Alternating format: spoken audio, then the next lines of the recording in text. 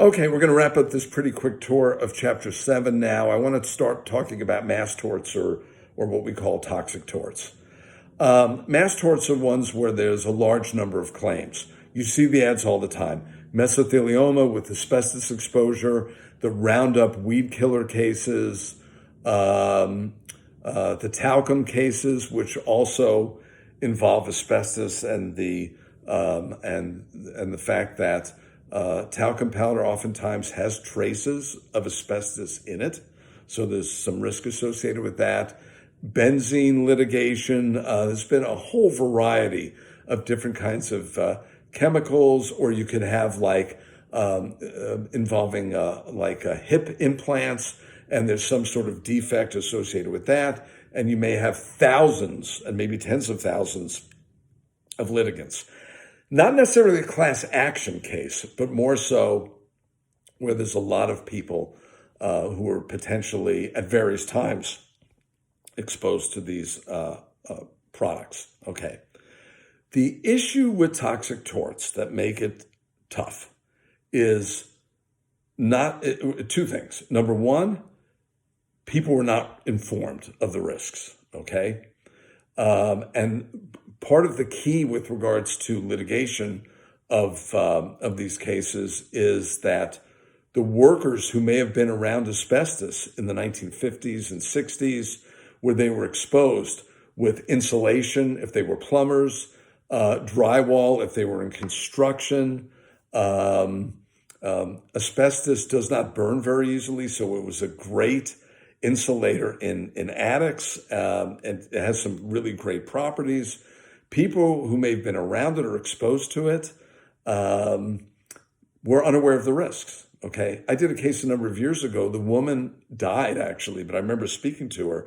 She was actually worked in high tech, but her father was a minister.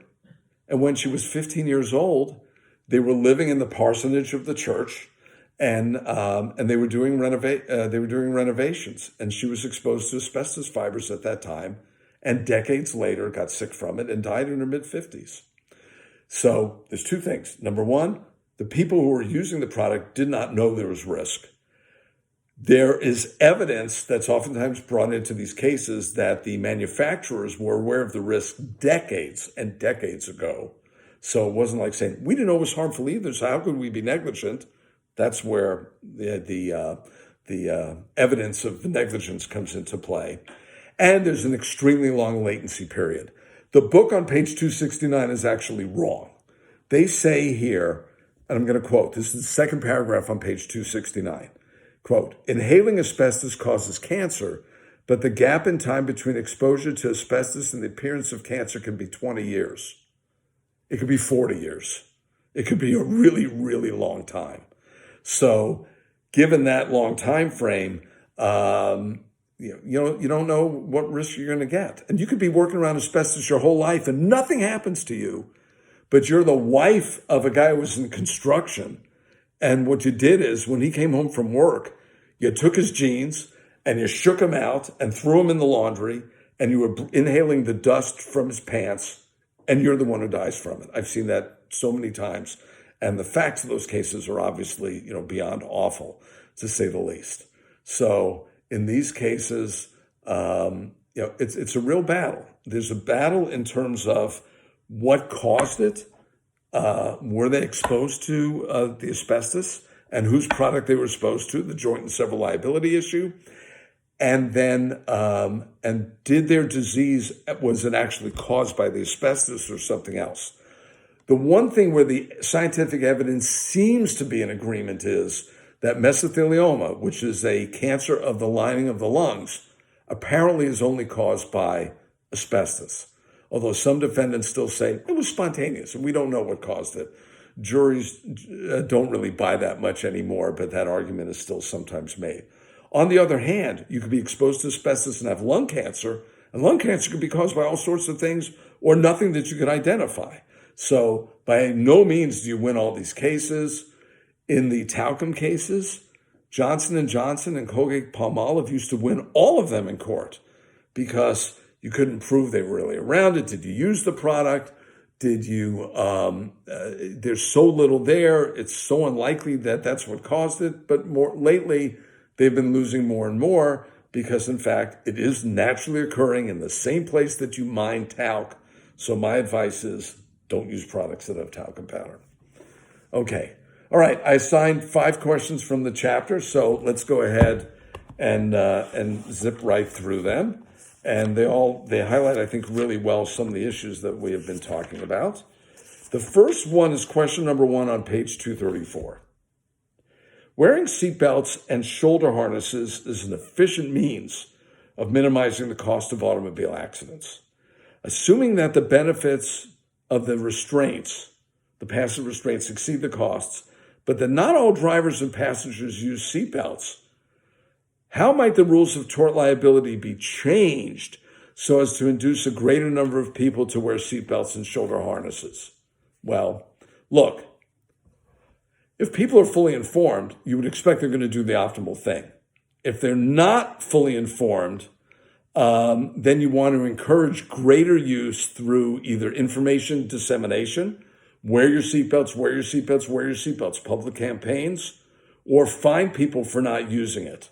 Okay, or you do have liability with some offset, and maybe a severe offset, for contributory negligence, not for the accident occurring, but basically contributory negligence with respect to the damages.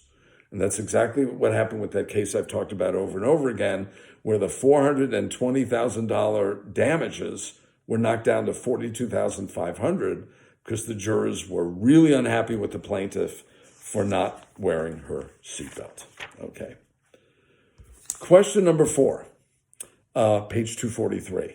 For which liability standard would you expect the litigation cost to be greater, negligence or strict liability? Why? Obvious. Negligence. Strict liability, all you have to do is show causation. Negligence, they were irresponsible in causing the accident, exposing the individual, something of that nature. Okay, there's a duty of care, medical malpractice. If there was strict liability in medical malpractice, the doctor did something and there was a negative result, end of story. But remember, it's the practice of medicine, so it's not going to be perfect. So not so careful there. Now, it is. So what do we suggest here? Well, problem is, even though it's easier to prove simply causation rather than negligence, there may be a tremendous ramp up in the number of lawsuits if everything was strict liability. So you need to consider not only the cost per suit, but kind of the total costs and the amount of litigation that would take place there. Okay. Questions, the last 3 questions are all related to each other. 5, 6, and 7, they're all on page 245. Question number 5. What if an accident has occurred because an employee was performing a job for which he was not qualified after the employee had falsely told the employer that he was qualified? So the employee lies to the employer. Should the employer still be liable for the victim's losses under respondeat superior? So here's the deal. An employer has a responsibility to check and monitor an employee's qualification, okay? If somebody says something, you have the employer has the responsibility to do a background check, to test them to see that they have the experience that they said. So, and otherwise there will be an absolute incentive for employees to lie because and so it's got to come back to them too. Maybe where they could get fired as a result. And there is something that comes up in labor law, the after acquired evidence rule. If somebody lies on a resume, when you find out about that and you've terminated them, you could identify when you found out about that and said, you know what, if I found out they were a total liar, they didn't have this degree they said they did, I would have fired them at that point anyway. And that's a way of maybe cutting off damages. Okay, question number 6. The common law, back in England, did not hold parents liable for their children's unintentional torts unless the parents' negligent supervision led directly to the tort. Okay, so you're not held liable for what your kids do unless you were remiss in supervising your kids' actions. But the common law did hold husbands vicariously liable for their wives' torts, a rule that doesn't exist anymore. Can you provide an efficiency explanation for these common rules? Yeah. It's easier to control a wife's behavior than children's behavior. So back in the day, the man was the ruler of the house. He could control the wife's actions, but the kids are immature and may not be so controlled. So wife does something bad, it's on the husband's shoulders. Kids do something bad, not necessarily. Okay. And then finally, and this is related to my bar case, question number 7. In many states, a bartender, friend, party host, or other person who serves liquor to an already intoxicated person may be held vicariously liable for any damages that person subsequently inflicts on other people or their property. Does this form of vicarious liability make economic sense? You bet, because the only one who's capable of taking precaution at that time is the bartender or the host, because the individual who is drunk does not know what they do and they're not able to make a rational judgment. So beware, you host a party, you have people at the party who are getting drunk, you may be held responsible if something bad happens. So the precaution now, the efficient precaution is now on your shoulders. Okay, done with torts.